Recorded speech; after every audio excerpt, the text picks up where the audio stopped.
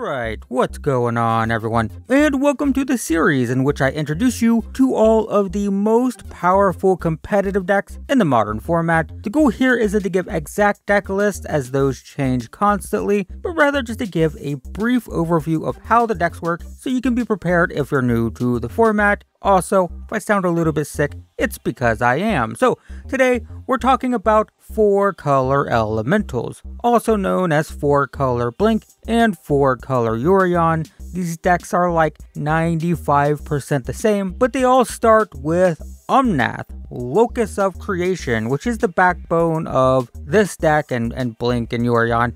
It's a 4-mana 4/4, draws a card when it enters, so already great. 4-mana 4/4 that just replaces itself. Nice. Then whenever you trigger landfall, you gain 4 life, then you add 4 mana, then you deal 4 damage to the opponent and each planeswalker they control. So the idea here is you just want to get multiple landfall triggers. So how do we get multiple landfall triggers? Well, for starters, we have fetch lands. A single fetch land can basically add 5 mana when you play it because you play it, you gain 4 life, then you sacrifice it, get the other land to get 4 mana, plus that new land can tap for mana. So that's like plus 5 mana just for playing a fetch land. Not to mention, we can always wait until our opponent's turn if we're like low on life or against an aggro deck. Each fetch land basically represents 8 possible life gain when Omnath is in play, so that's pretty crazy. But then there's Wrenn and Six. So Wrenn's +1 ability returns a land from the graveyard to the battlefield, and this means you can constantly return your fetch lands and replay them and re-sacrifice them. Not only does this ensure that you have plenty of lands, but it also constantly allows you to re-trigger Omnath over and over and over again for more life and more mana. The other abilities aren't too important. I mean, the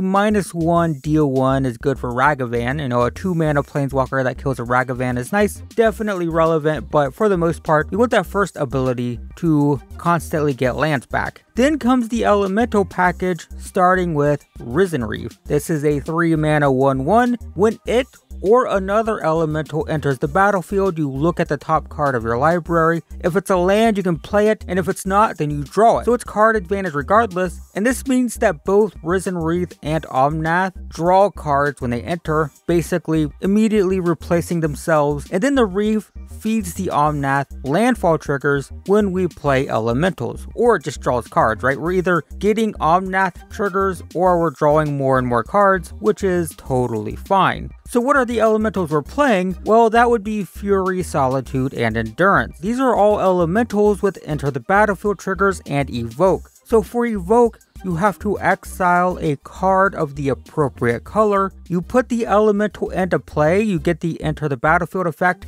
and then you're supposed to sacrifice it. So Solitude, for example, you can exile a white card from your hand, put it into play, get a Swords to Plowshares basically, and then you sacrifice it. Fury can dish out a bunch of damage, Endurance can empty graveyards, but since they technically enter the battlefield, that will trigger Risen Reef. So not only do you get this 0-mana spell, but Risen Reef will make up for the card disadvantage by either getting you an extra land or drawing you an extra card, right? So these are technically supposed to be card disadvantage because you have to exile a card and then the incarnation goes to the graveyard, but not with Risen Reef. With Risen Reef, they're just like free spells kind of. Plus, we can always just straight up cast these for even more value. And since Omnath and Wrenn and Six are so good at giving us tons of mana, it's not too difficult to just cast these, get the enter the battlefield effect, get the Risen Reef trigger, potentially get more Omnath triggers, so on and so forth. And this is also why the deck plays Yorion as a companion. So when you play Yorion, you can exile any number of permanents you control, then return them to the battlefield. This allows us to blink all of our incarnation elementals, not only allowing us to re-trigger their enter the battlefield effects, but also potentially re-trigger Risen Reefs, which in turn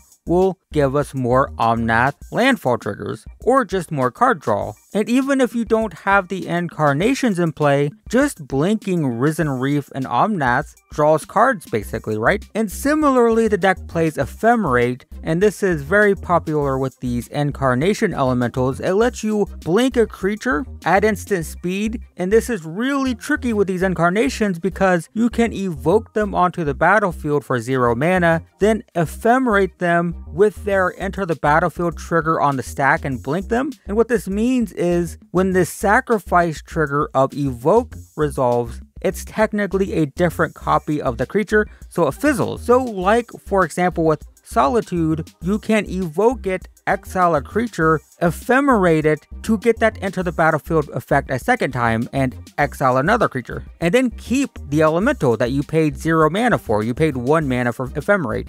And then ephemerate has rebound, so you can recast it for free the following turn to re-trigger that enter the battlefield effect. And remember, this Incarnation entering and exiting is also going to continuously re-trigger Risen Reef. So that's the core of the deck. It's Omnath and Wrenn and Six that are really good at recycling lands for value. Risen Reef also generates a ton of value as elementals enter the battlefield, and then you have this suite of Incarnation Elementals that also generate value when they enter and can be blinked for more value, and all of this results in a very powerful card advantage machine, allowing you to constantly 2-for-1 the opponent, gain a bunch of life, and accelerate your mana. The deck also plays a ton of smoothing, like with Abundant Growth and Utopia Sprawl. These attach to lands and allow them to tap for extra colors of mana, which is important in a 4-color deck. There are a lot of restrictive, tough mana costs in this deck, so this is helpful. Plus, Abundant Growth, not only does it replace itself with a new card when you play it, but it can be blinked with Yorion for an extra card draw. There's also Eladamri's Call.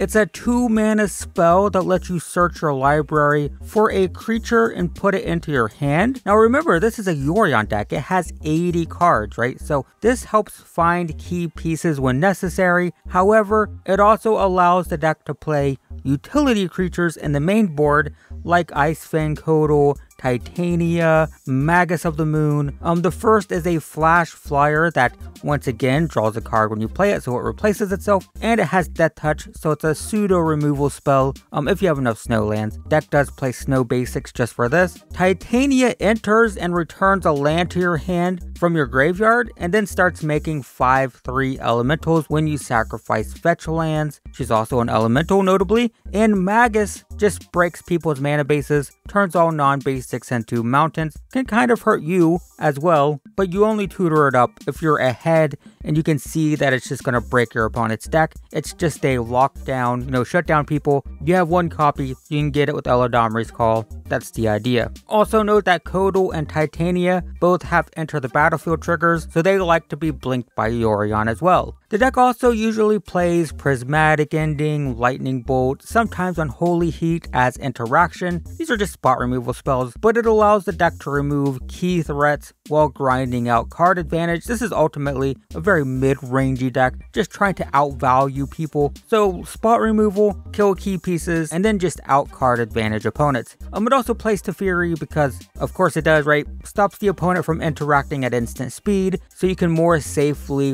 evoke and ephemerate stuff like that. Also can build up a bunch of counters and bounce stuff because this is a grindy mid-range deck, so it can just sit on the battlefield for a few turns, build up counters, bounce stuff, that sort of thing. And that's basically what 4-color elementals is. That's the core of the deck, also known as 4-color Blink or 4-color Yorion. Technically, the Blink deck is slightly less focused on elementals, plays a few more enter the battlefield effects like Eternal Witness and Spreading Seeds usually, but generally that's the idea of these decks. It's not a tribal elemental deck in the traditional sense. There's no lords. I'm not trying to play a board of elementals and pump them. It's more about playing elementals that can grind value and re-triggering enter the battlefield effects, re-triggering landfall repeatedly, gaining a bunch of life, just outdrawing opponents, and grinding people out. There are a ton of variations of this deck because it's a Yorion deck with 80 cards, so